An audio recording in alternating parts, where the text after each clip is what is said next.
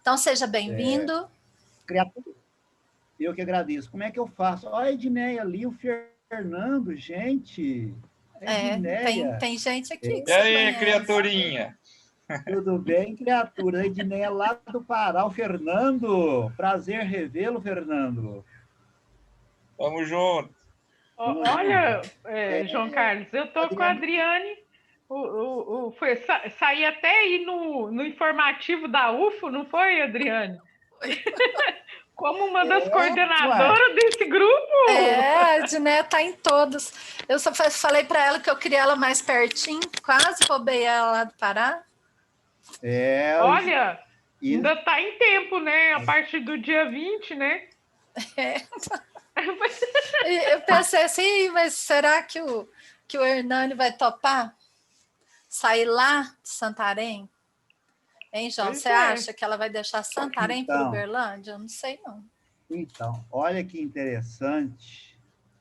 De repente, pode se mudar tudo. Adriane, eu tenho uma...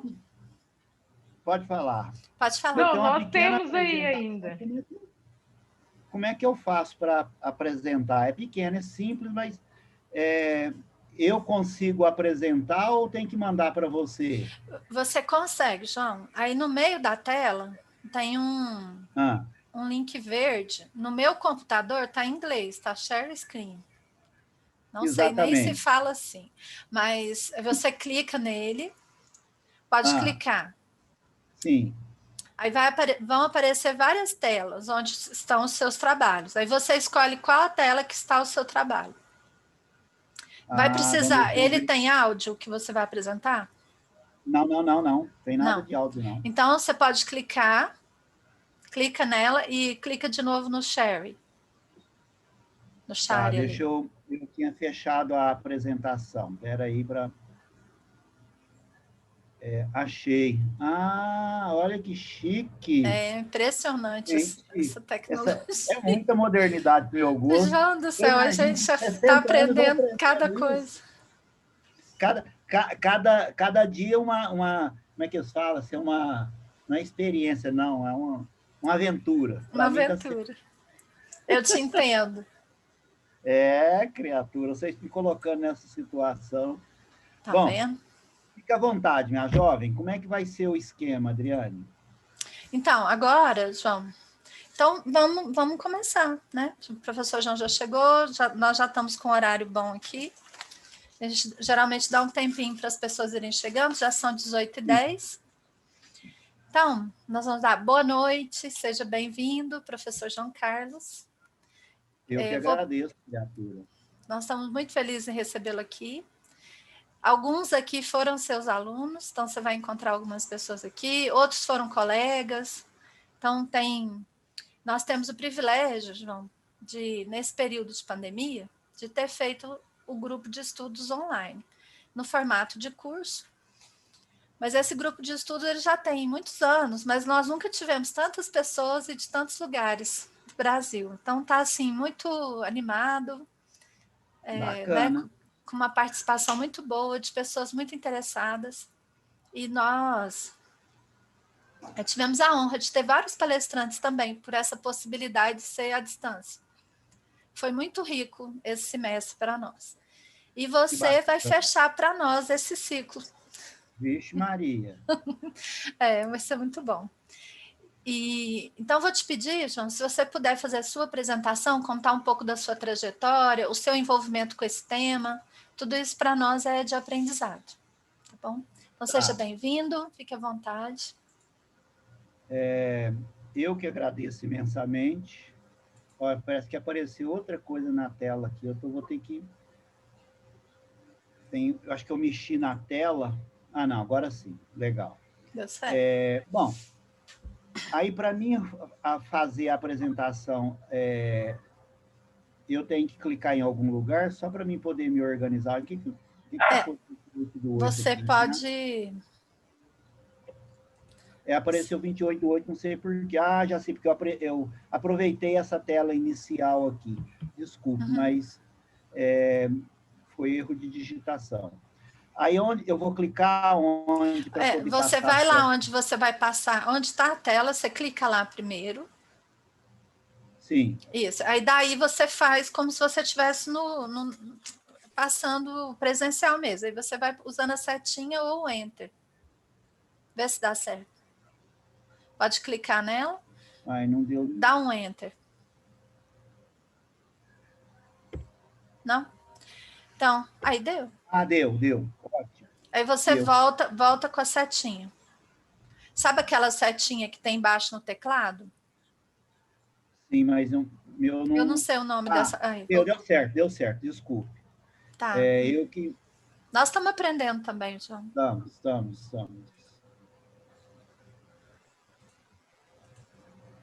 Alguma coisa que aconteceu na minha tela. Eu andei mexendo em outra coisa.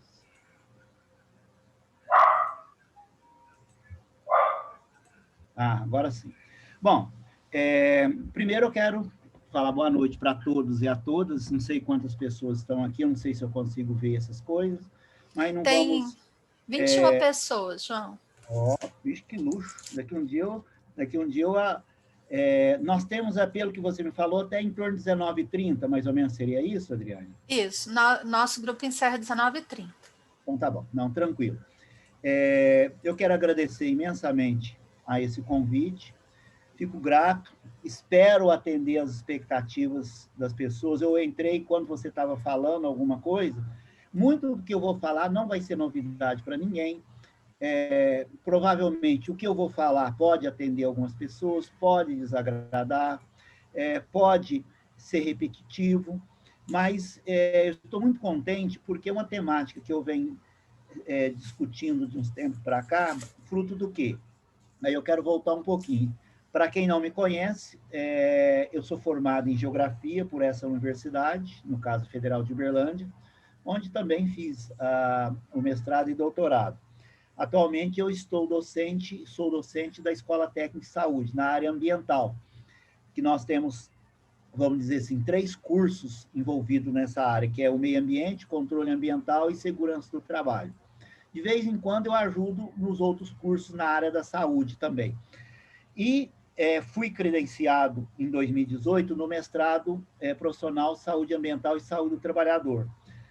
Fruto desse credenciamento, trabalhando temas do que eu já faço nessa questão, ligado à questão ambiental, questão da educação ambiental, principalmente envolvendo a questão de monitoramento de vetores, eu tenho pego essa frente. Mas, de uns tempos para cá, de uns, 8, 10 anos para cá, eu venho investindo um pouco, se não bastante, sobre essa questão da educação das relações étnico-raciais e ação negra.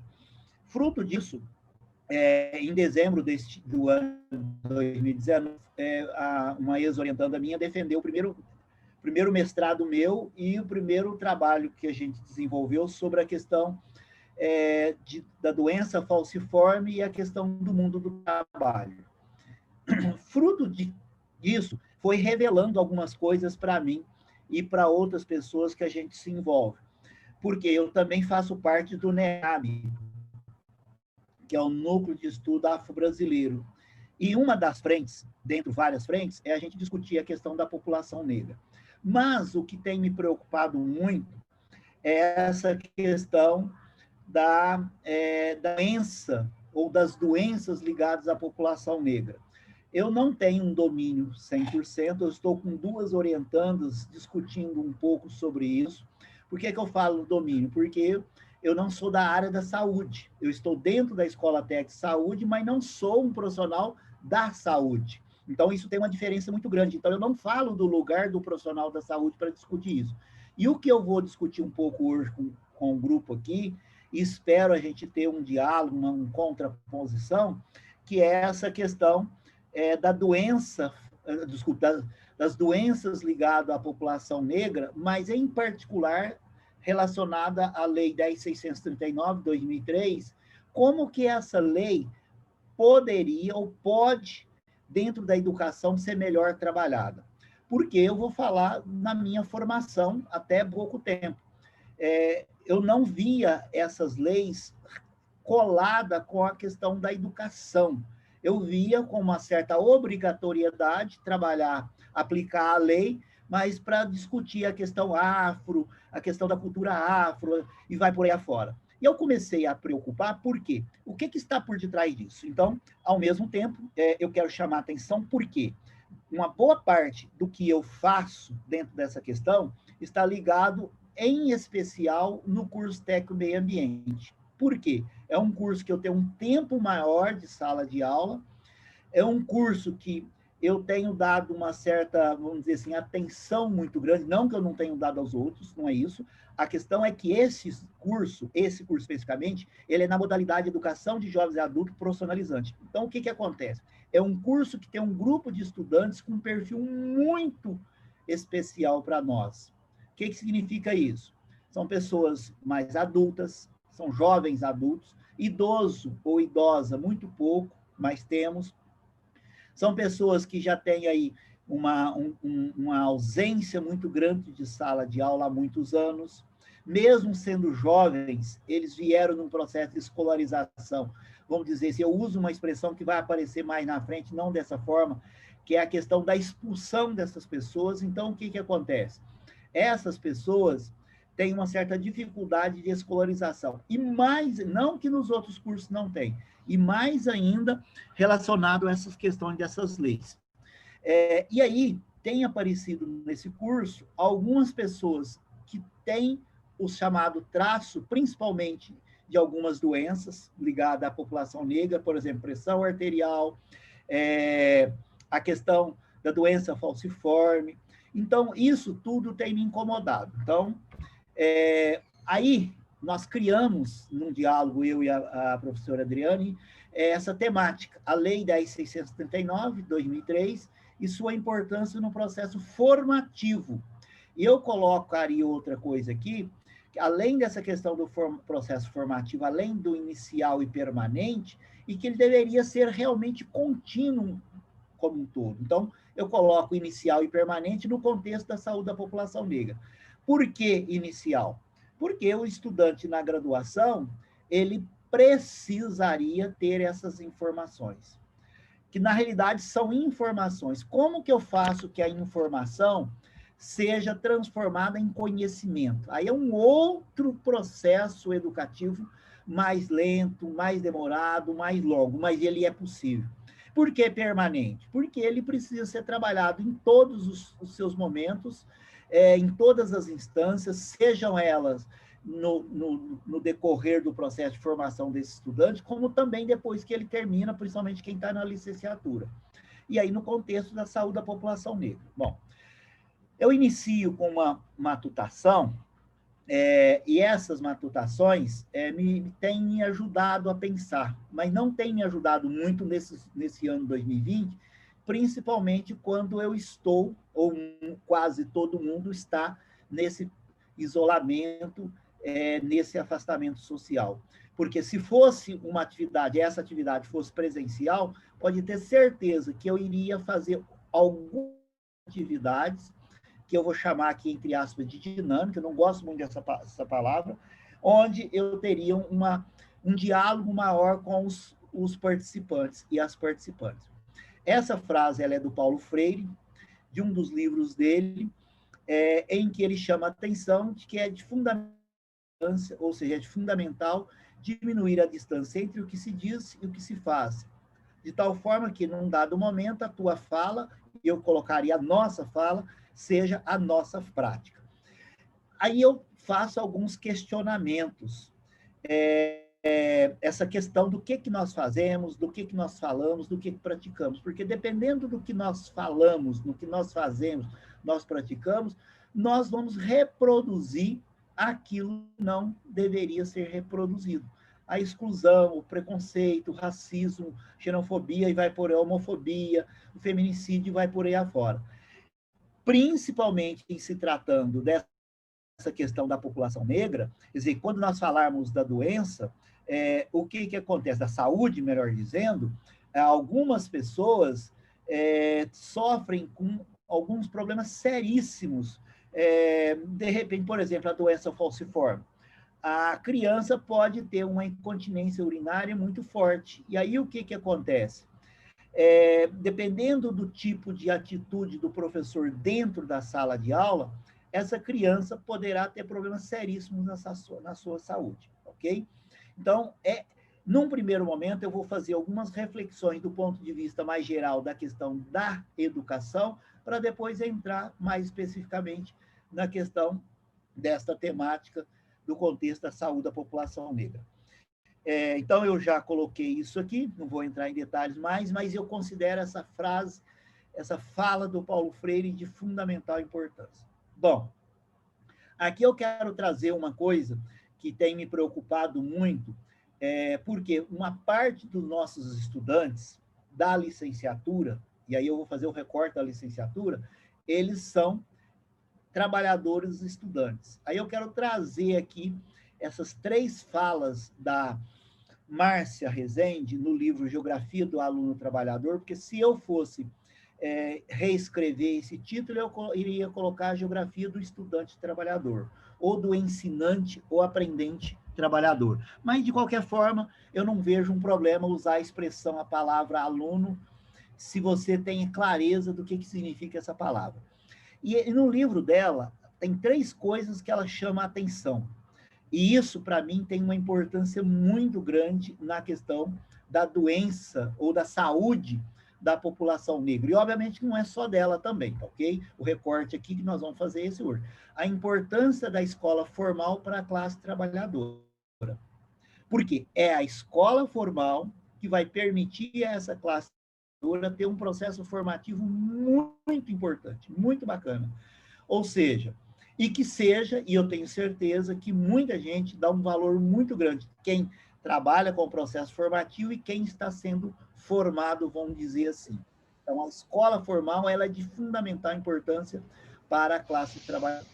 Segundo item é da necessidade de se redefinir o conteúdo, eu colocaria os conteúdos de nossos ensinos e encontrar formas pedagógicas capazes de socializar. O que eu traduzo isso? O que eu entendo disso? Que a gente precisa, muitas vezes, e eu tenho certeza que tem muitos professores e professoras que trazem essa convicção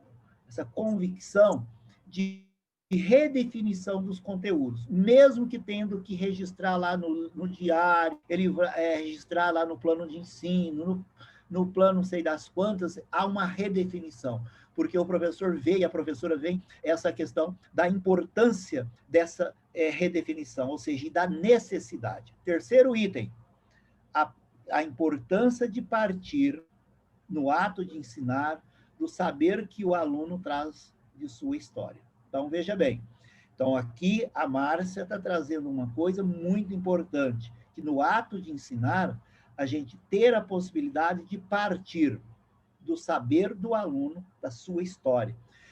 Lógico que aqui, mas você está falando de estudantes que estão trabalhando. Sim, mas e aquele que não trabalha? Muitas vezes você pode falar algo para eles que não é o mundo deles. E aí eu vou usar uma expressão que a Djamila chama muita atenção, que é o lugar de fala.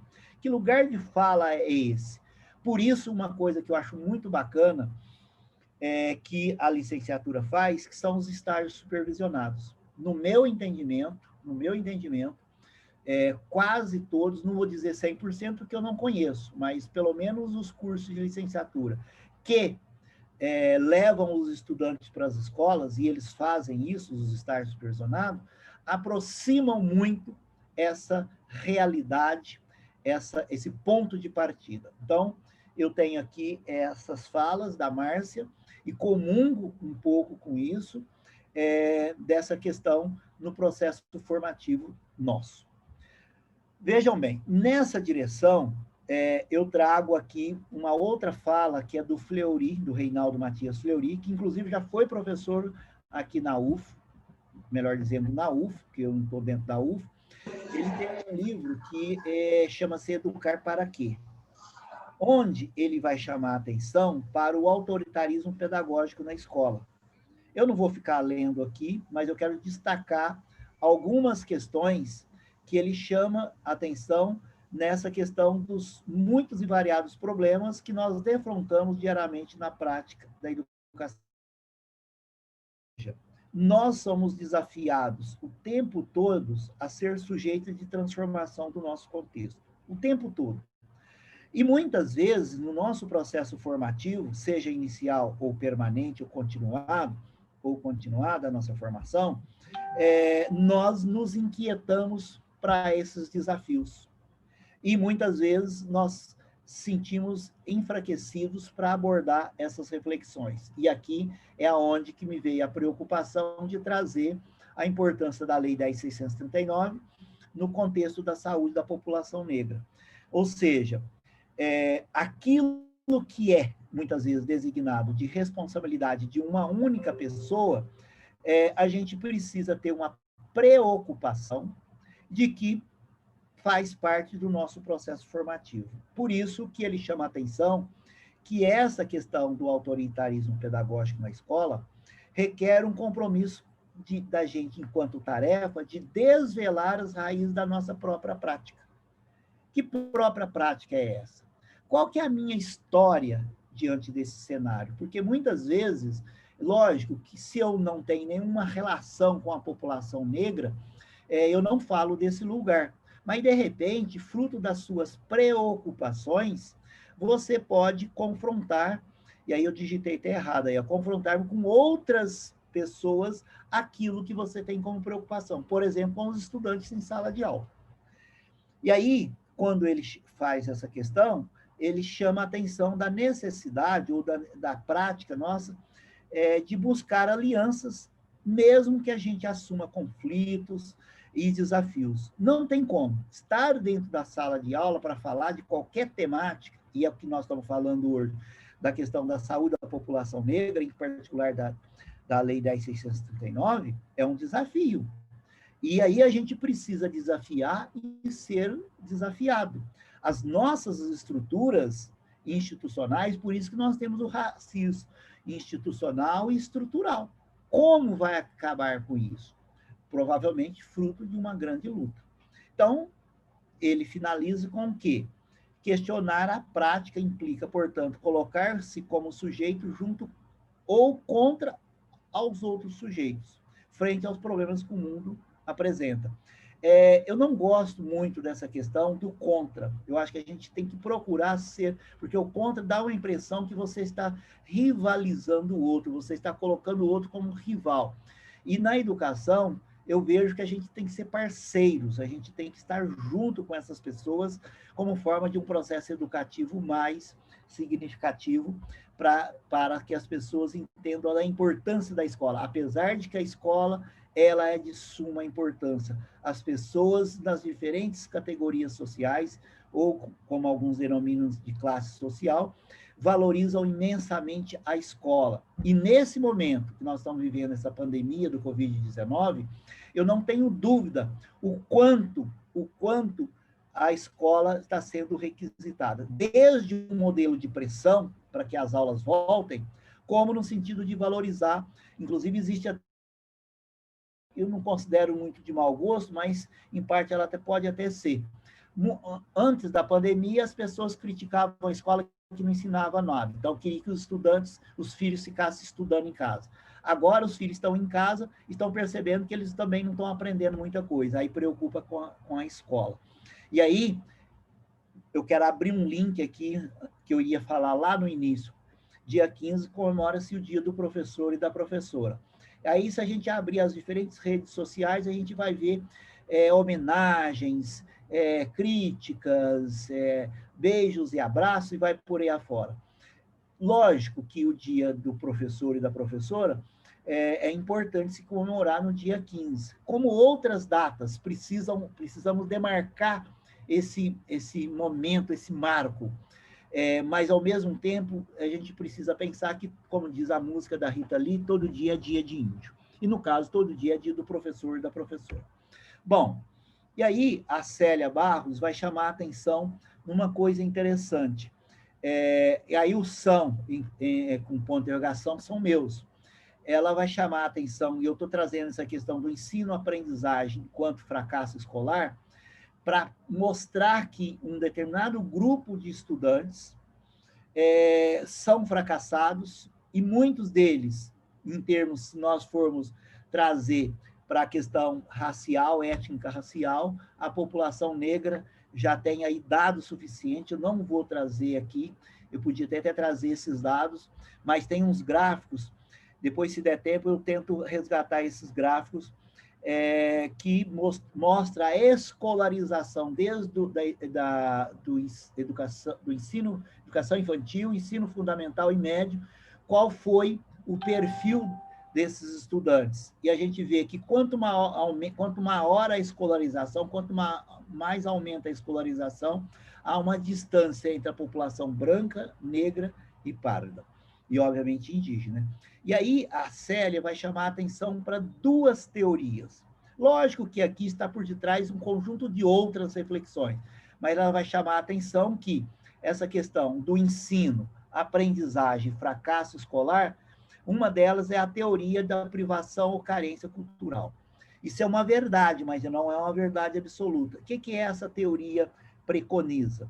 Que as pessoas que são privadas ou têm uma carência cultural, elas têm uma tendência muito maior de ter um ensino de péssima qualidade de aprendizagem e um fracasso escolar. E a moral da história, ela vai desistir. E a escola, enquanto aparelho ideológico do Estado, ela é responsável com isso, que vai levar à segunda teoria, que é a teoria reprodutivista, ou a escola como produtora do fracasso escolar. E isso é muito interessante. E quem é que vai fazer isso enquanto reprodução dessa escola enquanto aparelho ideológico do Estado? O professor. Não só, mas o professor, junto com a igreja, a família e outras instituições, vão fazer com que esse ensino, essa aprendizagem, esse fracasso escolar, num determinado grupo social, vai ser muito mais evidente, vai ter muito mais elementos gritantes nessa situação. E a gente vivencia isso em algumas escolas com maior clareza dessa situação. Então, aí a Célia vai trazer nessa discussão toda. E aí, eu quero chamar a atenção para o livro do Paulo Freire, Pedagogia do Oprimido, quando, repensando essas teorias, ou sobre essas teorias, eu quero lembrar o que o Paulo Freire falou no seu livro Pedagogia do Oprimido. É verdade, essa questão da teoria, da questão do que a Célia chama de teoria da privação ou cultura iletrada, carência cultural. É verdade, nem a cultura letrada é a negação do homem, nem a cultura letrada chegou a ser na sua plenitude. Então, nós precisamos tomar muito cuidado, que o fato da gente dizer que uma pessoa é iletrada culturalmente, tem uma baixa cultura, e aí tem as várias denominações. Por isso que, muitas vezes, determinadas atividades culturais, por exemplo, da população negra, é lembrada apenas em alguns momentos, por exemplo, 13 de maio, 20 de novembro. Não há homem absolutamente inculto. O homem humaniza-se expressando, dizendo o seu mundo. Aí começam a história e a cultura. Eu colocaria, começam as histórias e as culturas. Neste contexto, obviamente que a gente, muitas vezes, a gente traz para dentro da sala de aula essas preocupações, no caso aqui, a saúde da população negra. E aí eu não vou ficar entrando em detalhe aqui no livro do Paulo Freire, Conscientização, porque eu quero chamar a atenção da importância do ato ação-reflexão. Por quê? Na medida em que a gente tem o ato de refletir, nós temos a ação de refletir, a gente estabelece um diálogo na possibilidade que o Paulo Freire vai chamar da conscientização da libertação dos homens. E essa libertação é a possibilidade ou é a forma da gente tomar a posse da realidade. E aí, uma coisa que eu quero chamar muita atenção, que a gente tem a possibilidade de ter uma atitude mais crítica daquilo que a gente escolhe e decide de libertar ou não. Eu acredito que vai ser no próximo slide, se não for, mas eu já vou antecipando, que no próprio livro, não sei se foi nesse livro do Conscientização ou do Pedagogia do Oprimido, não me lembro mais, é que o Paulo Freire chama a atenção o seguinte: o oprimido é tão oprimido pelo opressor que um dia que ele se liberta, entre aspas, ele pode tomar o lugar do opressor na sua devida proporção. Então, o seu lugar para o outro lugar, sem domesticá-lo, mas sim promover a libertação. Então, o Paulo Freire chama a atenção, e obviamente eu tenho muita preocupação com isso, que é, de repente, você é tão oprimido, você não reflete sobre a sua ação, que você vai fazendo de uma maneira muito natural, você não desnaturaliza, você trabalha com naturalidade certas situações, que você, ao invés de se libertar e libertar o outro, você acaba domesticando. E aí o Paulo Freire está chamando por um outro lado. E aí, eu quero chamar a atenção, a Mirna Tonus, ela é professora na Faculdade de Educação aqui, em especial no curso de jornalismo. Ela tem um trabalho muito bacana sobre essa questão da educomunicação. Por que eu trago isso aqui? Porque ela tem uma discussão da educomunicação como um processo de questionar os nossos comportamentos. E no caso aqui, eu quero chamar a atenção porque essa questão de provocar questionamentos que se desencadeia mudanças do comportamento dos nossos alunos é muito interessante, porque muitas vezes, logicamente isso hoje é muito menos, lembra-se aí, por exemplo, a Ritalina. Quer dizer, um aluno que tem um comportamento inadequado, por exemplo, é muito agitado ou muito quieto, sei lá, um comportamento, ou melhor, todos nós temos comportamentos. E aí o que acontece? A gente tem dificuldade de trabalhar essa questão da aprendizagem se não houver mudança de conduta. Por isso que muitas vezes a gente quer ensinar, e eu vejo muitos colegas nossos fazendo exatamente o contrário, ensinando de forma com mudanças de conduta. Então, por exemplo, um professor que trabalha de manhã, vou pegar aqui o ensino médio, numa determinada escola, na mesma escola tem os 3 turnos, de manhã, tarde e de noite. E ele trabalha nos 3 turnos. Ele não reproduz o mesmo modelo de sala de aula, em sala de aula, da parte da manhã para a tarde e no noturno. Por que eu estou falando isso? Para exatamente a gente ter uma preocupação nessa questão, na saúde das pessoas. Tá? Bom, aí, é exatamente esse slide aqui. Ó, e eu destaquei em vermelho propositalmente. Que o Paulo Freire vai chamar na questão do ensinar a aprender nas classes oprimidas, que ele muito bem discute quando ele diz que a violência dos opressores desumanizados leva os oprimidos hospedados na opressão ou na libertação. Eles seguem uma sombra dos opressores, eles introjetam uma sombra dos opressores e seguem suas pautas, temem a liberdade. É aquilo que eu comentei. Por exemplo, aí eu vou remeter à saúde da população negra. O que eu quero dizer com isso? Sabendo que parte dessa população tem um problema sério de escolarização, e fruto de um modelo de escolarização, dependendo da forma como eu estou dentro de sala de aula, e aqui é a questão da conduta que eu adoto em sala de aula, por exemplo, uma criança, nos seus primeiros anos escolares, eu vou pegar um exemplo que eu adoro citar. O professor e a professora, normalmente a professora, ela descobre que uma criança tem problemas de visão. Por vários motivos, fazendo inúmeras atividades, percebendo a forma como a criança se comporta dentro de sala de aula. Então, o que acontece? Ela descobre que essa criança tem problemas de visão. Seja baixa visão, tem que precisar usar o óculos, descobre que a criança tem violência sexual, é abusada, e muitas vezes, fruto da não formação inicial e permanente, ligada a essa questão da lei 10.639, da questão da população negra, ela não se atenta a isso. Então, o que acontece? Então, ela, nas suas simplicidades, sem maldade nenhuma, ela se introjeta na sombra do opressor, segue as suas pautas e teme a liberdade. Por exemplo, no caso aqui, para falar sobre a doença da população negra. Eu, particularmente, nós vamos descobrir com uma das pesquisas que a minha orientanda está fazendo, São duas. Uma vai ser especificamente com trabalhadores da área da saúde e o outro na área da educação. Não sei como vai ser isso, porque com a questão da pandemia, nós estamos tentando reorganizar, apesar de que esse ano está no primeiro ainda, é mais tranquilo. Mas a ideia era entrevistar trabalhadores da saúde e da educação sobre essa questão de como elas ensinam a trabalho, ensinamos, como que elas trabalham, discutem a Lei 10.639, ligada à saúde e à educação da população negra. Eu estou com uma expectativa muito grande, porque a gente já tem alguns trabalhos levantados em termos de investigação de literatura, que praticamente se comemora lá no dia 13 de maio ou no 20 de novembro em Ponta Caboclo. Comemora-se com o quê? Cantando, dançando, com as festividades, com alimentação e vai por aí afora.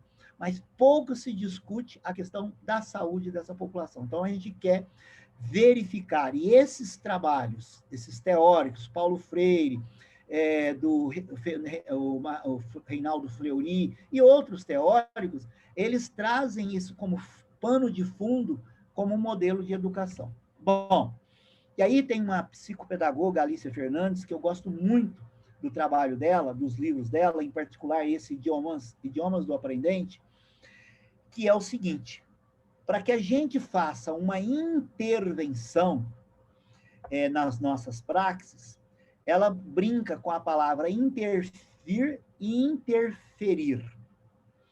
E aí eu quero tentar traduzir isso. Ela vai chamar aí da questão do castelhano, ligada à questão do português, mas ela diz que o interferir, que é o vir entre, é o ferir.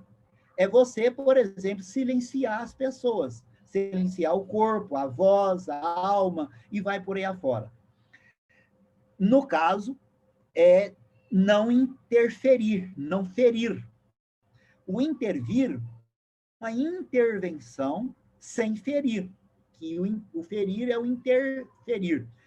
E ela vai chamar a atenção, mesmo que às vezes necessitamos de interferir, e aí nós que somos e estamos professores, muitas vezes, né, Fernando, viramos de uma hora para outra, viramos diretor, e aí a gente tem que agir no sentido, do ponto de vista da gestão, tentando dialogar nessa questão do intervir e do interferir. Estou falando para o Fernando porque ele foi diretor, esteve diretor lá no Alvorada, como muitos outros.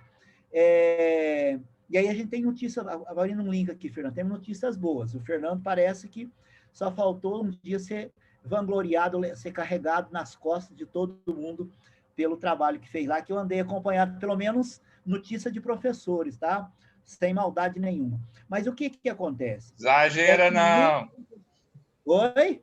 Não exagera, não. Não, mas a gente tem que exagerar, Fernando. Coisas que, mesmo que sejam ruins, mas elas não apareceram tanto. Brincadeira. Vejam, e aí a Alicia Fernandes vai chamar a atenção que, mesmo que a gente necessita interferir, olha como é interessante. Esse interferir, e a gente tem que fazer uma intervenção, sim, muitas vezes. Fruto, por exemplo, se uma criança é negra, ou mesmo seja índia, parda, branca, a gente tem que ter algumas atitudes do ponto de vista dessa intervenção, mesmo que vá ferir,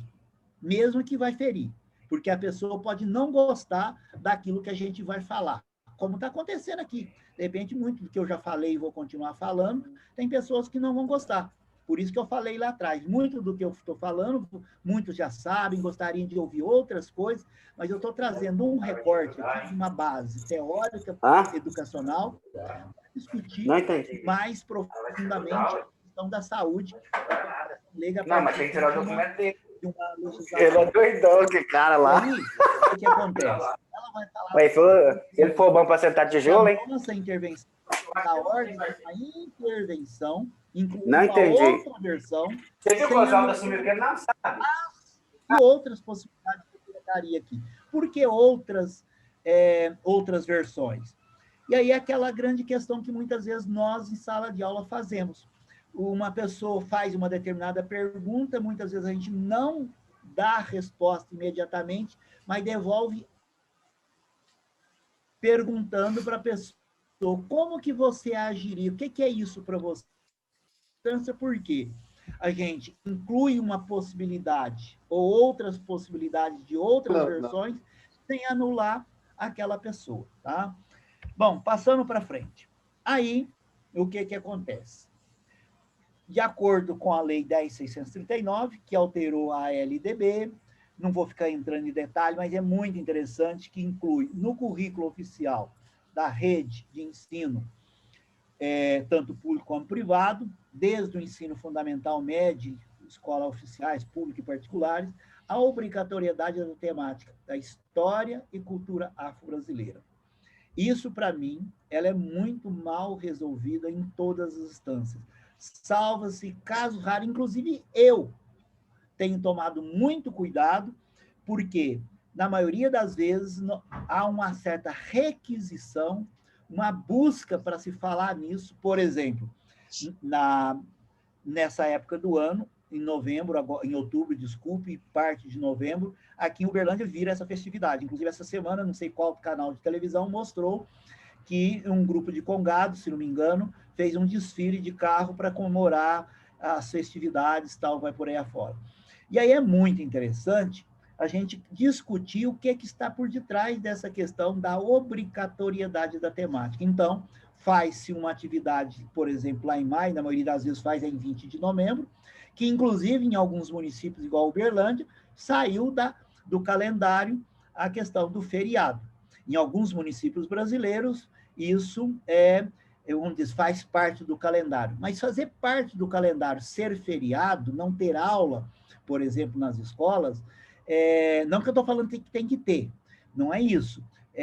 Como que se discute essa questão? Por exemplo, nós lá do meio ambiente, o que tem se discutido? Nós temos tentado mudar, mas com uma dificuldade muito grande.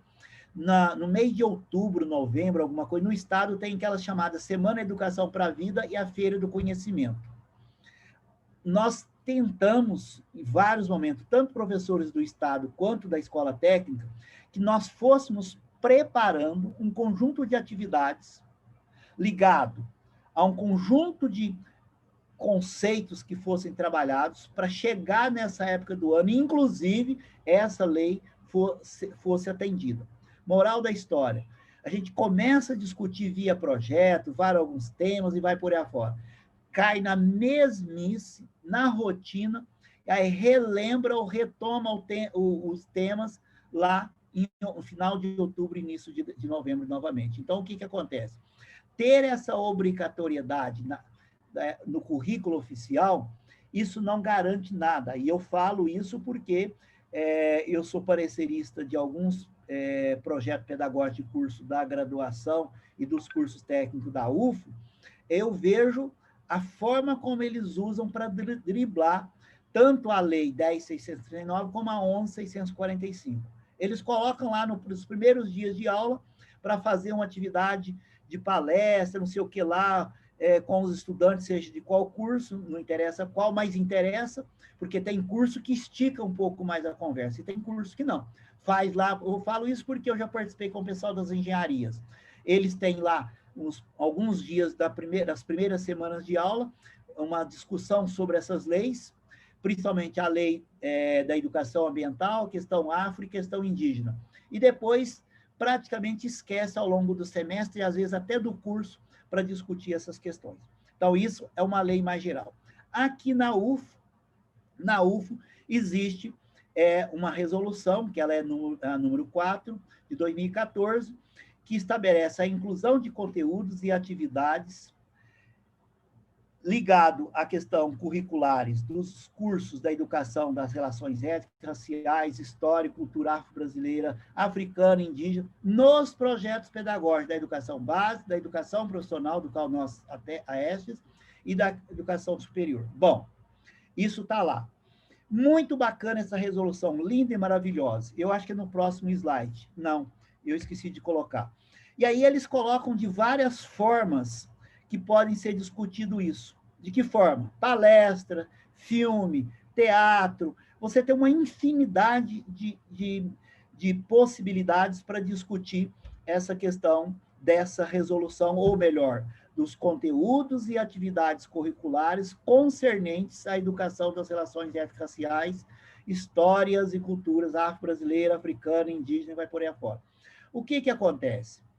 Isso foi aprovado em 2014, já se faz aí 6 anos, e é interessante que todos os cursos de licenciatura, e parece que também bacharelado, eu não tenho certeza absoluta não, mas eu acredito que sim, eu penso que sim, que tiveram e que precisam renovar os seus projetos pedagógicos, eles precisam apresentar isso. O que acontece? E eles colocam, os professores, eles colocam lá a coordenação junto com a comissão que vai reorganizar. Isso não é um problema. Pior é não ter, tudo bem, desculpe, não ter é um problema, mas qual é o grande problema?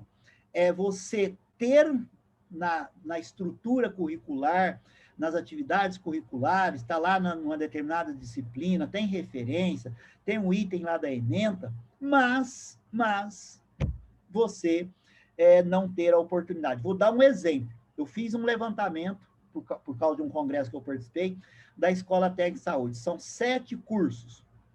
Nenhum curso no projeto pedagógico coloca isso. São parece que mais de 134 fichas de componentes curriculares. Apenas uma, porque fui eu que coloquei, porque eu reescrevi essa ficha da disciplina, e obviamente eu coloquei, era um absurdo eu não ter colocado, né? Podia até ter esquecido. Então, são 7 cursos, nenhum projeto pedagógico menciona essa educação. Nenhum. Eu li todos os projetos pedagógicos.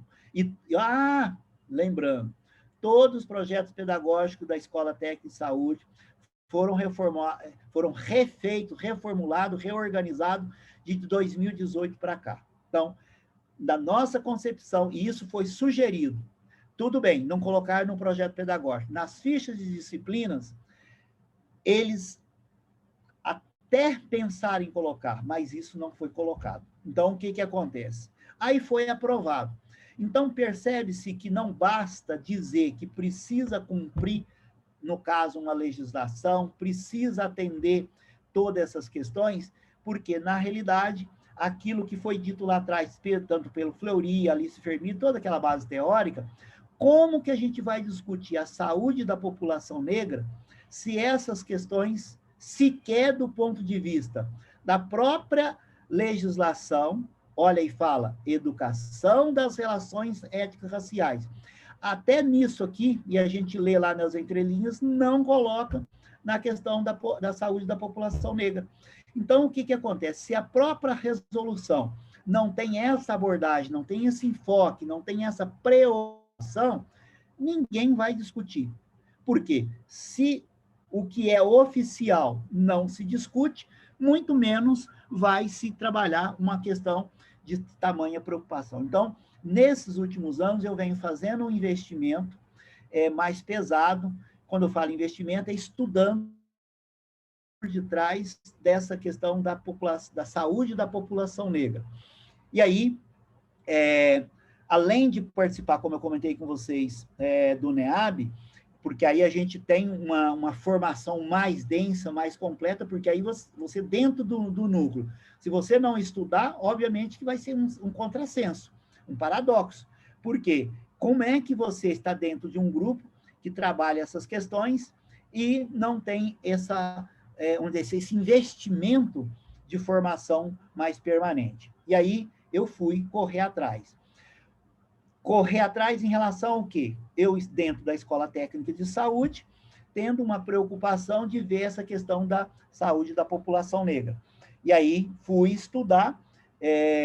Na medida em que eu entro no mestrado, como eu já comentei com vocês, aparece essa orientanda que foi discutir comigo, ou melhor, nós fomos trabalhar a doença falciforme da população de Uberlândia, de uma parcela da população, porque aí nós fizemos um recorte acima de 18 anos, quem quis responder, nos atender, foi 2018 e 2019, a pesquisa basicamente foi 2018, então nós não estávamos lá na pandemia. Então as entrevistas foram presencialmente, a chamada bola de neve, então ela já tinha por meio de um cadastro da prefeitura, que existe uma associação da população doença falciforme.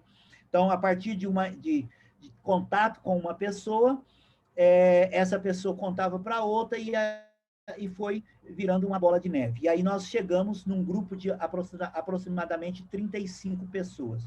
Dessas pessoas, 29 que responderam o questionário para nós.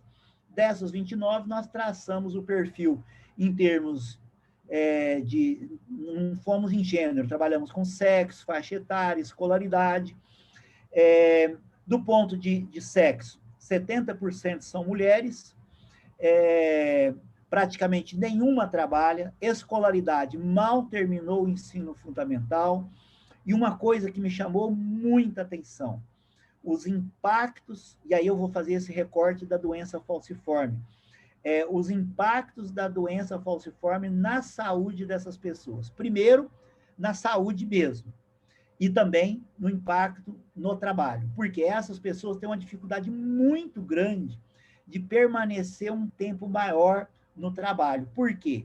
Porque elas ausentam muito, porque elas sentem muito dores nas articulações, elas têm que ir constantemente ao médico, elas tomam uma medicação, que eu agora não me lembro o nome, devia ter colocado aqui, que ela é uma droga, ela vai diminuir a dor nas articulações.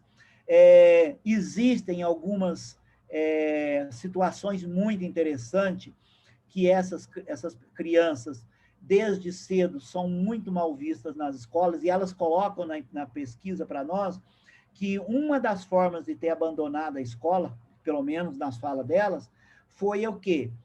A dificuldade de permanecer muito tempo sentado, sem poder ir ao banheiro, e isso tudo faz com que essa pessoa abandone a escola.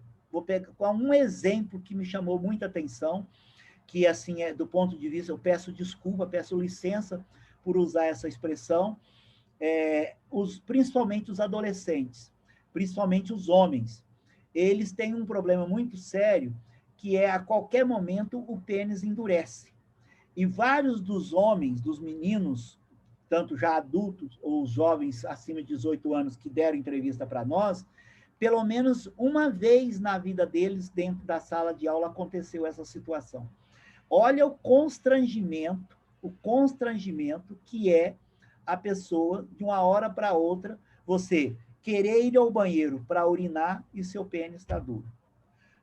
Isso, eu fui entender isso, fruto da pesquisa da minha orientanda, que ela já sabia disso, porque ela da enfermagem trabalha essa questão nessa área especificamente, dentro do hospital da UFO, e aí ela foi contar para mim como é que se dava isso. Aí eu fui lendo, e depois eu acompanhei ela com algumas entrevistas, e alguns dos entrevistados relataram isso. Eu sou sincero, eu fiquei, na primeira vez que eu ouvi dela, eu até fiquei mais ou menos tranquilo, mas eu fiquei muito constrangido quando eu comecei, até a forma das pessoas entrevistadas relatar isso para nós. Então, do ponto de vista da saúde da população negra, a doença falciforme não só é um dos problemas. A outra é a questão da pressão arterial. Porque a pressão dessa população, geneticamente, como a doença falciforme, também tem um carreamento genético aí muito forte. Então, o que acontece? Na própria legislação, eu não sei se eu coloquei... não coloquei isso não. Na própria legislação, não tem essa abordagem da saúde. Existe um recorte específico da saúde da população negra, mas não dentro dessa resolução, e muito menos dessa resolução, ou dessa lei 10.639 e da 11.645, que também não trata dessa questão da saúde como um item, como preocupação, porque vai discutir o quê?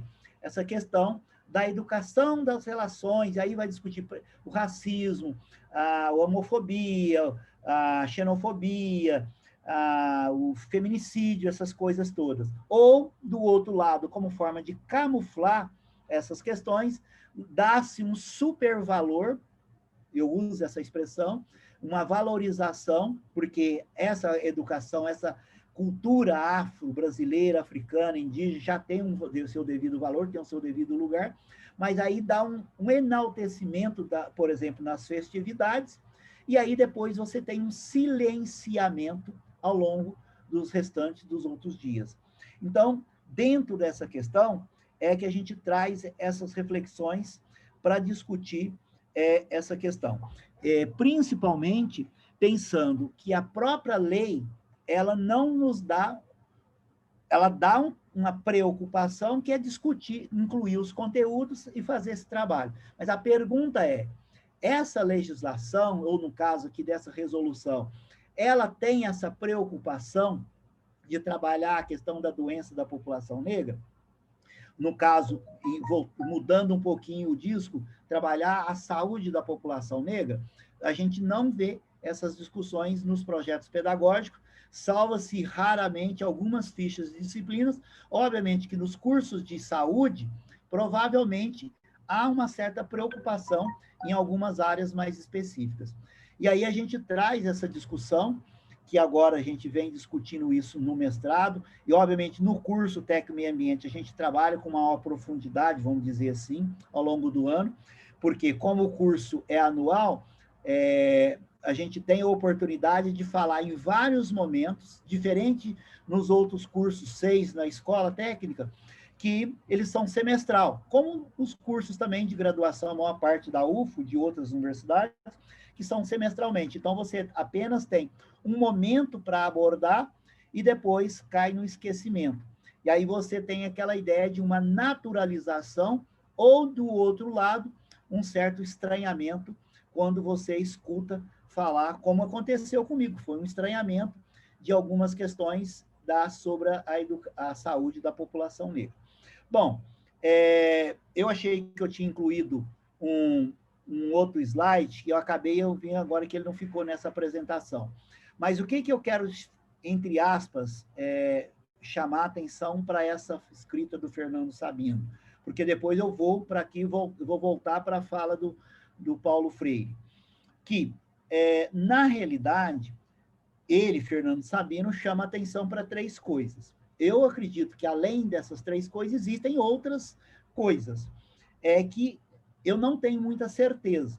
Por que eu não tenho certeza? Porque até um tempo atrás, eu não tinha nenhuma informação não é conhecimento, eu não tinha nenhuma informação sobre a questão da saúde da população negra. Fruto de eu estar num determinado lugar, e aí eu vou falar qual é o lugar, que é o NEAB, eu comecei a ter essa preocupação. Então, esse lugar nos ajuda a falar de um determinado lugar. E aí, o que acontece? Eu tenho uma determinada certeza, que a gente sempre está recomeçando, a gente sempre tem uma interrupção, a gente tem algumas escadas, alguns degraus para a gente poder, alguns encontros, alguns desencontros, e a gente tem que procurar. Eu vou usar uma expressão que eu sempre usava e às vezes ainda uso até hoje. Alguns anos atrás, ter ensino médio, e aí eu estou falando do recorte de educação, tá? Ter o ensino médio era garantia de você aposentar tranquilamente. Hoje, por mais que você estude, continue estudando, e não é por acaso que tem essa atividade que a professora Adrianita organizou, onde ela faz um chamamento para que as pessoas participem e apareça um determinado público, porque esse público está interessado naquilo que o outro ou a outra fala, mesmo que não concorde, mesmo que fique incompleto essa fala, e aí o Fernando Sabino chama a atenção que ele tem uma certeza, eu não tenho muita certeza, de que nós precisamos continuar, mas eu tenho uma certa certeza que nessa continuidade existe descontinuidade. Nós sempre seremos interrompidos antes de terminar. Então, o que acontece? Por se tratar em saúde da população negra, não tenho dúvida, é de fundamental importância, e aí eu volto naquilo que a Alicia Fernandes chamou a atenção. É preciso fazer uma intervenção, mesmo que a gente vai ferir algumas situações, eu não tenho dúvida que vão ferir mesmo, porque, de repente, tem pessoas que não vão gostar, ou pessoas não vão gostar daquilo que você vai chamar a atenção, E aí, nessa interrupção, a gente tem a possibilidade de abrir um caminho. Por isso que eu trago, e eu acredito que já estou finalizando, essa questão da fala do Paulo Freire, e aí eu não trago mais lá aquela imagem daquele slide lá atrás, eu trago uma imagem dele e algo que eu printei da internet, a mesma fala, só que já está em destaque, se diz e se faz, fala e prática. Mas eu vou mais uma vez insistir. O que é que nós dizemos? O que é que nós fazemos? O que é que nós falamos? O que é que nós praticamos? Por quê? Isso é muito perigoso. Eu sei que o Paulo Freire queria dizer outra coisa, mas eu quero também dizer uma outra coisa, que é o seguinte: dependendo do que eu digo, do que eu faço, eu posso silenciar quem está sendo vivenciado comigo, quem está vivenciando comigo. Então, por exemplo, numa sala de aula, que segundo Michel de Foucault, né, a escola é uma prisão e a sala de aula é uma cela, mas eu acredito que a sala de aula e a escola também nos liberta, por isso que é o que diz e o que fazemos, e é o que nós falamos e o que praticamos. E, nesse caso, eu trouxe o recorte aqui da doença falciforme, e também da questão da pressão arterial, e particularmente usando como exemplo sobre a questão da saúde da população negra. E lembrando dentro dessa questão de uma legislação que ainda na minha avaliação, na minha simplicidade, na minha ingenuidade, está muito mal resolvida. Mal resolvida por quê? Ela está escrita, ela está no papel. Como eu disse para vocês, dos 7 cursos da escola, nenhum projeto pedagógico tem essa abordagem. Das 100 e tanto, 30 e poucas fichas de disciplina, chamada disciplina, ou ficha de componente curricular, apenas uma. A pergunta é, e as outras? Onde estão essas abordagens? Então, por exemplo, quando a gente tem um curso de análise clínica, um curso de enfermagem, e não ter, tudo bem que às vezes não está escrito, mas eles abordam. Mas se não está escrito, tem a grande chance, a grande possibilidade de esquecer o que tem aqui. Então, eu finalizo, eu acredito que já estou finalizando mesmo, isso mesmo, é preciso diminuir a distância entre o que se diz e o que se faz, até que, num dado momento, a tua fala seja a tua prática. Bom, espero ter falado coisas que alguns gostaram, outros não gostaram, isso para mim é muito tranquilo, eu tenho lidado com muita tranquilidade, eu fiz um recorte de discutir essas, vamos dizer assim, ou essa lei especificamente, a partir de um pano de fundo que é a educação. E como que esse modelo de educação poderá ou não trabalhar essa questão da história e cultura afro-brasileira. Lógico que nós temos uma resolução da UFO que amplia isso, permitindo uma diversidade de atividades e conteúdos, e que, pela minha vivência, especificamente em 7 cursos, isso é pouco discutido, isso é pouco abordado, pouco vivenciado, talvez um ou outro pontualmente. E eu me incluo nessas questões pontuais, porque eu também tenho muita dificuldade de horizontalizar essas abordagens, que nós precisamos horizontalizar, porque senão a gente vai continuar verticalizando essa educação das relações étnicas raciais. Bom, eu finalizo aqui, é o último slide que eu trabalhei com vocês, e muito obrigado. Se alguém precisar depois a gente conversar, nós temos alguns minutos aqui, em torno de 20 minutos ainda, dá para a gente trocar umas figurinhas a mais. Quem for fazer a reflexão, como diz, está em mãos, passo a palavra. Muito bom, professor João Carlos. Como a gente aprende, né? Você tem tanta coisa ainda para aprender. João Carlos do céu. Vamos abrir? Tranquilo. Isso. Quem gostaria de fazer algum comentário? João, não te apresentei os coordenadores deste grupo. Deixa eu apresentar a Márcia Versiani. Você já deve ter visto lá no laboratório, né? Sim. Professora Edneia, você já conversou com ela A também. Edneia de Glória Edneia. Centro. A Rosa. A Rosa, não sei se você lembra dela, do Instituto Federal Triângulo Mineiro, lá da reitoria, em Uberaba. Não, talvez não conheça. Não. O Eu conheço Kleber. essas criaturas. Kleber, você já conhece? Sim. Acho que dos que estão presentes, tem Fernando outros também colegas conheço. também. Pois é, tem gente aqui que já foi seu aluno, né? Ah, e a Dulce, da Unimontes de Montes Claros. O professor Sampaio também está aqui. Bom, vamos abrir então para perguntas. Fernando tá inscrito. Fernando. Adriane, antes do Fernando, o Erivelto se inscreveu. Ah, nossa, Edneia. Ainda bem que a Edneia vê esses detalhes. Edneia, vou deixar para você ver a inscrição, que sinceramente, que absurdo. É o Erivelto, depois o Fernando. Tranquilo. Obrigado, viu, Edneia? Obrigado, pessoal. Pessoal, meu áudio estava com um probleminha aqui, mas eu não sei se resolveu, né? O Fernando até me alertou aqui, eu peço desculpa, tá? Mas é o seguinte, João, criaturinha, né? Criaturinha, né? O João é um marco aí para nós da UF, né? Acompanho o João há muito tempo, o trabalho dele, né? Na graduação eu fui integrante do NEAB, junto com o Guimes, né? Hoje a minha prima Camila Sueneto faz parte do NEAB.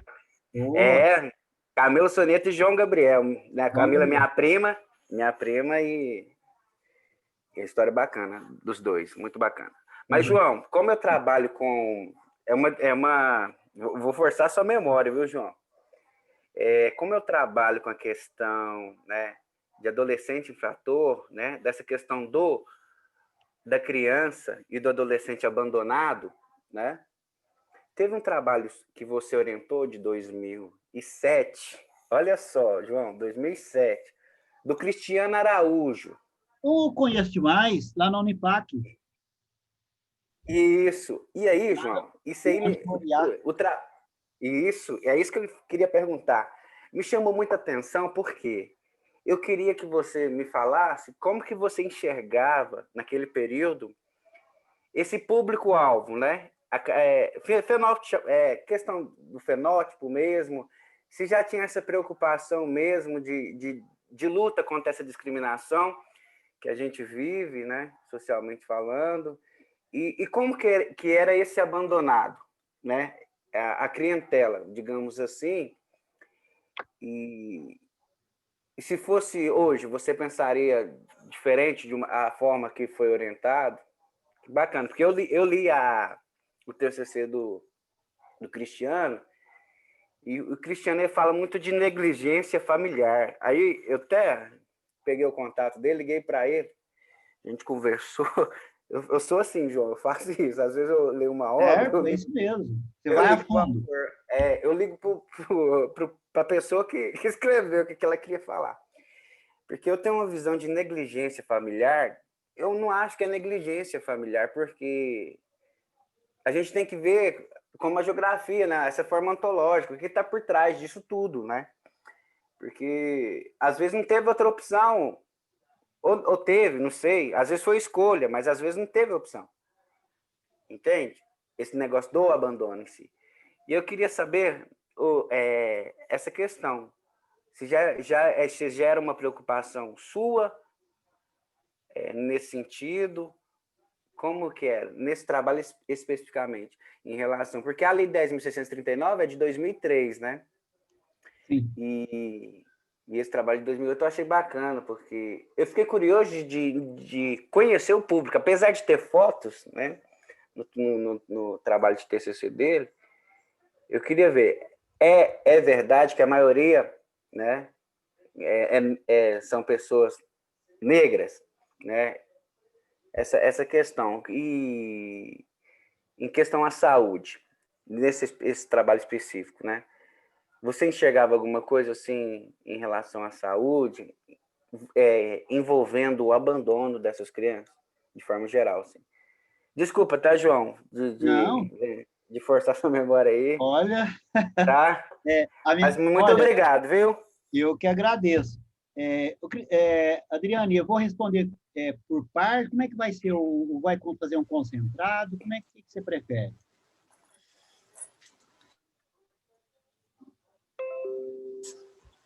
Então, nós temos agora, por enquanto, só 2 inscritos. Então, deixa eu perguntar, depois eu tento, eu anotei aqui as informações. Em geral, João, o negócio começa a esquentar, está acabando o momento, sabe? Todo mundo quer perguntar, aí a gente junta as perguntas. Sim, não tem problema, fica à vontade. Para dar tempo. Sim, com certeza. Posso perguntar? Pode. Pode. Na realidade, assim, a minha pergunta é mais um comentário, né? Quero agradecer demais a Adriane de trazer o João aqui hoje. Para mim é um prazer muito grande de ouvir essa criatura. Um conhecimento fantástico. Estou falando de mim aí, mas o cara assim, a gente já teve oportunidade de conversar pelo Face, a gente já trocou várias ideias, inclusive já até conversei da gente fazer um trabalho lá no Luiz Carvalho. Mas eu acho que vai chegar uma oportunidade legal, né, João? Vai. João, assim, você sabe, a gente está na área do ensino. Uma coisa você está como diretor e outra coisa você está como professor, né? E a direção da escola me deu um aprendizado muito grande. Primeira coisa, paciência, né? Muita paciência, que não é fácil lidar com multiculturas, multipensamentos, multitudo, né? E na escola é onde tem de tudo. Tudo que você pensa, que você imagina, tem dentro de uma escola. Luiz Carvalho aí tem aproximadamente, pelo menos na época que eu estava lá, tinha aproximadamente 1.400 alunos, 80% de negros, né, a escola, né, porque se trata de uma escola de periferia e acaba atendendo, embora o Luiz Carvalho esteja no bairro Alvorada, atende os alunos mais lá da Dom Almir, Celebridade, Joana d'Arc. Morumbi, poucos, né, porque eles migram mais para o Ederlindo. Mas é aquela zona leste ali, né, que é um povo assim que eu vejo muito sofrido, né? Muitos ali vêm de Pirapora, muitos ali vêm da região nordeste do país, assim, com a defasagem do ensino muito grande, né? de extrema pobreza. Vem para Uberlândia, melhora um pouco, mas não tão quão, né? Deveria ser essa melhora. A maioria vão trabalhar aí na construção civil. Bom, assim, eu me deparei com várias situações lá na escola, sabe? De pegar aluno, colocar dentro do carro e levar na UAI, né? Que atendia a gente ali, a UAI do Morumbi, que eu acho assim, extremamente, embora o SUS, né, o Sistema Único de Saúde brasileiro, seja um dos melhores do mundo, porque não é qualquer país que tem um SUS igual ao Brasil, mas o SUS, né, eu vejo dessa forma. Mas o SUS tem muita deficiência que poderia ser melhor. E essa deficiência ela vai atacar a periferia, né? As pessoas mais pobres, né? A população negra da cidade, né? Enfim, questão de Brasil, né? Como que você vê essa questão do SUS? O João Carlos, em frente de tantos problemas aí que você trouxe para a gente aí, com essa questão da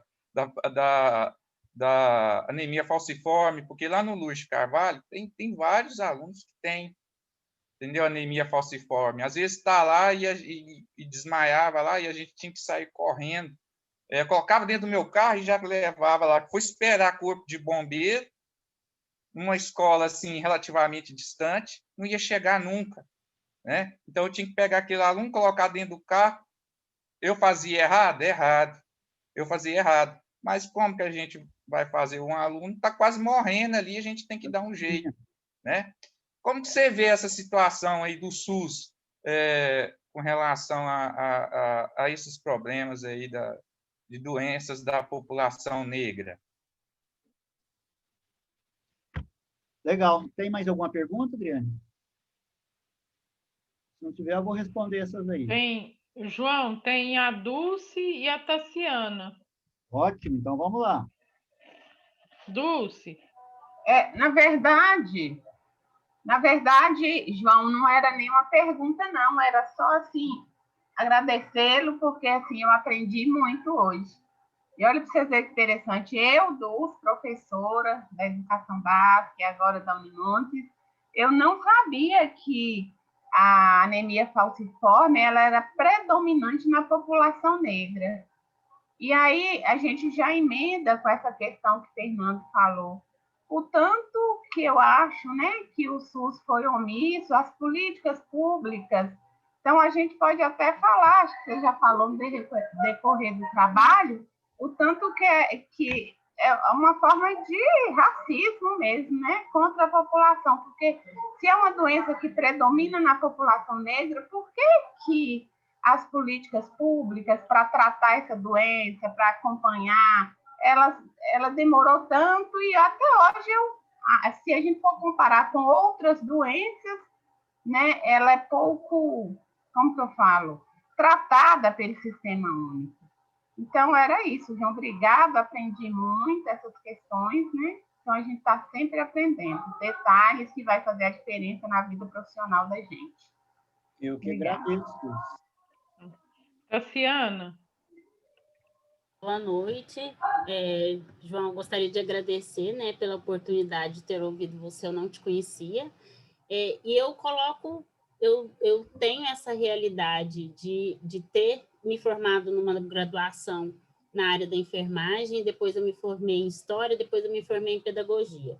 E eu nunca trabalhei, nunca foi trabalhado nenhuma das minhas formações uma especificidade da cultura negra.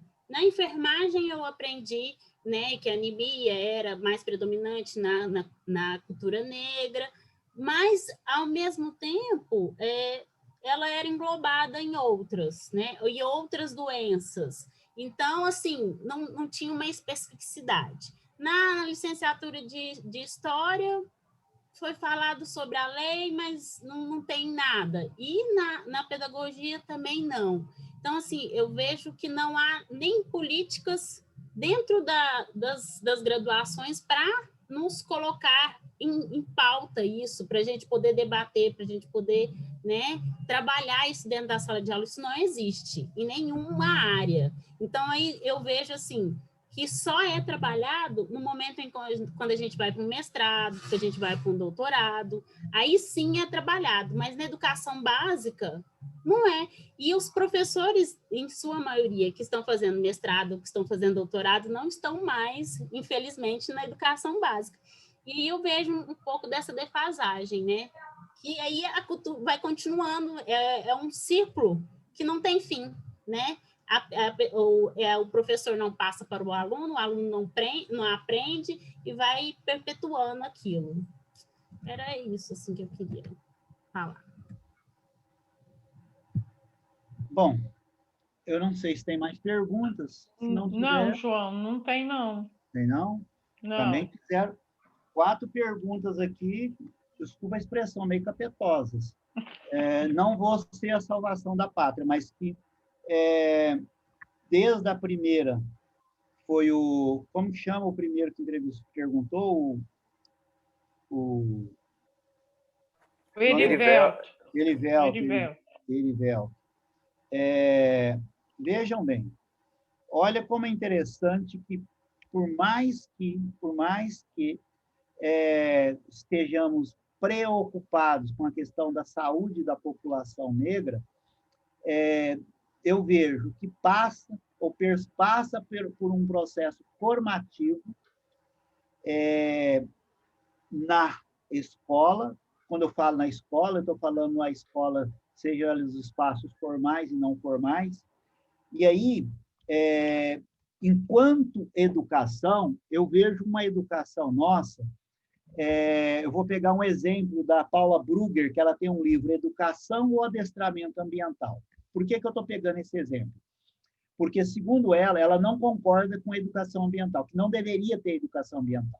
A educação ambiental veio por causa de um buraco, de um hiato que existe nessa falha da nossa educação. Então, esse modelo nosso de educação, ele é fracassado do ponto de vista de ensino-aprendizado. Por quê? Porque aí eu coloquei essa tela de novo da teoria reprodutivista, porque a gente reproduz um modelo, e aí a Tassiana deixou bem claro, ela fez essas várias formações, desde a área da educação, vamos dizer assim, mais geral, e até da área da saúde, tudo está no mesmo bolo. Sim, legal, às vezes. Mas, às vezes, é preciso você particularizar para entender isso, para fazer essa discussão. E aí é muito interessante, porque quando o Erivelto me pergunta sobre essa questão da negligência da família, isso é muito, muito legal, porque a gente tem mania de ficar culpando os outros. Então, quando o Fernando fala do SUS, ele pega uma criança que está doente lá, teve um problema, desmaiou, você põe no carro e leva, ele não deveria fazer isso. Isso é uma verdade. Mas acontece que, fruto de um buraco que existe nesse processo educativo como um todo, seja na educação, especificamente na saúde, ele tem que tomar essa frente. Então, essa questão da negligência familiar, primeiro que não existe. E aí, Erivelto, eu quero colocar para você, lá na época que eu orientei o Cristiano, eu tinha algumas pistas, mas não passava na minha cabeça de discutir a questão da saúde. Lógico que eu não quero discutir a saúde do ponto de vista da relação específica da doença. Hoje eu tenho clareza. Talvez lá atrás eu olhava as pessoas, ela enquanto um doente. E aí o SUS tem uma coisa muito bacana lá na atenção primária. Depois, quem tiver tempo, lê o que fala de educação popular em saúde. Dá uma lida lá, que vocês, inclusive, é preconizado pelo próprio Ministério da Saúde. O que eu quero dizer com isso? Que o nosso modelo de saúde, educação, de engenharia, sei lá, não interessa o quê, é um modelo muito verticalizado. Então, o SUS faz um trabalho muito bacana. Mas o que acontece? O processo formativo dos profissionais da área da saúde, e a Tassiana pode até nos ajudar, ainda é um modelo que nós chamamos de hospitalocêntrico. É um modelo biomédico, é trabalhar a cura pela cura. No caso da educação, isso é levado para dentro da educação. Como? E aí vai para a família, vai para a igreja. É um modelo sanitarista, higienista. Então, de que maneira? Então, por exemplo, e aí eu vou usar o exemplo do Erivelto lá do trabalho do Cristiano que nós fizemos, lá com crianças, infratores, aquela coisa toda. A maioria negra. Agora, por que será? Isso tem todo um contexto que precisa ser discutido. E aí, quando o Fernando traz, lá no Alvorado, Luz de Carvalho, mais de 1.500 estudantes, 80% são negros. Por que será? Isso é por acaso? É obra do acaso? Não, isso tem uma lógica, gente. Isso tem um contexto social, um contexto político, econômico muito forte. Isso aonde reproduz? Reproduz dentro da sala de aula, reproduz lá na hora que o professor da área da saúde vai trabalhar lá as doenças, vão preocupar. Por exemplo, um dos trabalhos que eu vou orientar no mestrado é a questão dos conselhos distritais ligados à política nacional da população negra. A outra, das doenças crônicas não transmissíveis da população negra.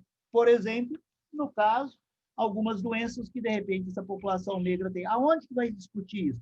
De repente, até no curso de formação em medicina, odonto, não se discute isso. No caso, talvez, da enfermagem, na medicina, se discute porque vai ter lá a disciplina hematologia. E aí, isso vai ter um processo formativo melhor. Mas, no caso contrário, isso passa em branco. Isso não, olha a expressão, passa em branco. Olha uma expressão mau gosto. Então, o que acontece? Existe uma omissão, em parte, omissão e negligência. Não do ponto de vista porque a pessoa quer ser omissa e quer ser negligente. É que existe uma estrutura montada para que a gente seja negligente com o outro. No caso, eu vou dar um exemplo, o contrário do Fernando. Não, eu tenho que acudir. Quando o Fernando fala, ele enquanto professor, enquanto gestão, a questão da paciência, uma questão multicultural, multilateral, multi não sei o quê, você tem que ter uma leitura de diferentes áreas do conhecimento. E aí, a nossa formação inicial e permanente, ela vai dar conta na medida do possível. Agora, imagina, se você não tem uma base mínima não tem condições de dar continuidade nos seus estudos. Como a Tassiana falou, vai ser lá no mestrado e doutorado. Depende da área, viu, Tassiana? Porque tem áreas, por exemplo, na educação, essas temáticas, de repente, nem vão se discutir, porque, de repente, você já entra no projeto de um professor, não é o projeto seu, ainda tem esse problema, porque, de repente, o seu projeto poderá sofrer alterações, seu projeto pessoal e profissional, porque você tem que atender o outro e não atender o que você quer fazer. E aí, imagino, eu fico pensando numa gestão de uma escola, e no caso lá do Monte Moriá, você tem que fazer uma gestão de um grupo de pessoas, jovens, que estão sendo negligenciados, estão sendo abandonados por fatores, e você tem que desenvolver uma política de acolhimento dessas pessoas e ter dificuldade de entender isso. Então, o que acontece? A doença, ou melhor, eu prefiro a saúde da população negra, ela perpassa desde as doenças tradicionais, vou usar essa expressão, até as doenças que essa população ela é afetada. Eu vou chamar de doenças brancas. Não sei se tem doença preta. Eu prefiro que é vermelha. A doença, por exemplo, a doença psicológica. A pessoa sofre o tempo todo diante desse cenário. E aí o SUS, olha que incrível que pareça, por pior que ele seja omisso, fracassado para algumas pessoas, ele tem essa possibilidade de ajudar as pessoas a sair dessa tormenta, dessa turbulência de destruição dos corpos das pessoas. Por quê? De repente, vai ser um dos lugares que vai ter o acolhimento, como a escola. E a escola é um lugar de acolhimento. Por mais que a escola reproduza esse modelo ideológico, do aparelho ideológico do Estado, mas a escola ainda é um local de acolhimento. É incrível. E mais ainda a escola pública, porque há uma diversidade, essa questão da multiculturalidade ali presente. Então, de repente, se a escola, desculpe, voltar um pouquinho, se o nosso processo formativo, inicial e permanente, fosse antenado para essas questões teóricas da área da educação, muito bem discutido, mas atrelada a essa questão da saúde, provavelmente nós não seríamos, vou usar a expressão que o Erivelto colocou, negligentes. Nós não somos negligentes, é uma estrutura que está sendo montada para poder a gente realmente não atender aquilo que deveria ser feito. Não sei se eu respondi, mas espero que essa questão da política nacional, da saúde, do indígena, da população pobre, negra e de outros grupos, por exemplo, dos ciganos e de outras populações, ou, na realidade, nós deveríamos discutir saúde integral, de uma maneira mais holística, não sermos termos uma saúde muito seletiva, olhar apenas para algumas doenças. Não sei se eu respondi. No mais, eu quero agradecer. Se alguém tiver mais alguma pergunta, estou à disposição.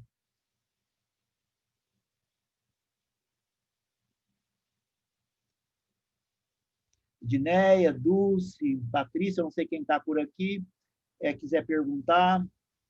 Não, só a Márcia. A Márcia, ela colocou no chat que ela foi coordenadora do projeto PIBID e foi oferecido um projeto que tinha como foco Geografia e Educação para a Saúde.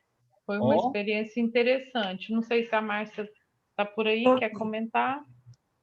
Oi, professor, boa noite, tudo bem? Tudo bem, minha jovem? Que legal, Márcia. Conta aí para nós. Nós não tínhamos o foco na população negra, mas foi um pouco ousada a nossa proposta, porque normalmente as propostas estavam todas envolvidas na questão do ensino, da geografia, da cartografia. Aí eu tenho uma colega aqui que fez doutorado aí na UFO, na geografia, que ela trabalhou a geografia da saúde. Quem que é? Ela é a professora Yara Silveira. Ela é formada em geografia, tem doutorado em geografia e dá aula aqui na universidade.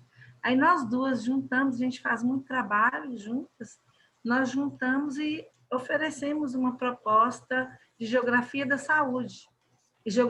geografia e promoção da saúde, na verdade. Então, a gente levou para 4 escolas aqui em Montes Claros essa perspectiva de trabalhar a geografia. E era interessante demais, porque as professoras em sala de aula não conseguiam conceber como trabalhar a geografia e a promoção da saúde. Gente, mas era difícil. Era difícil colocar. Como que eu vou trabalhar o conteúdo da Europa e falar de saúde com esses meninos, professor? Como que eu vou trabalhar Brasil e falar de saúde com esses meninos, professor? Era um negócio muito, muito difícil para a gente. Aí nós tivemos que sentar com as professoras, elaborar um plano de trabalho. E, na verdade, quando elas foram entendendo assim, quando foi discutir a Europa, o continente europeu, como que é os hábitos alimentares? Qual o índice de hipertensão que existe nesses países? Qual o índice de obesidade? Qual a relação que isso tem com o Brasil? Entendeu? Aí pegava assim, qual a relação dos costumes dos países europeus com o sul do Brasil? Aí nós fomos criando, sabe? Fomos criando.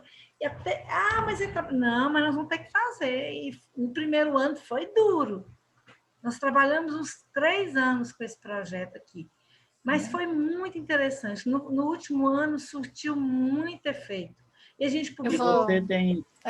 Vou ter que agradecer. Essa pergunta é porque, olha, isso gerou, né, a Márcia trouxe mais elementos, né, João? Sim, infelizmente nós estouramos o horário. Foi. Mas Adriane, olha que... O Fernando estava pedindo para fazer mais uma pergunta. Acabou. Desculpa, nós já entramos no horário do próximo trabalho.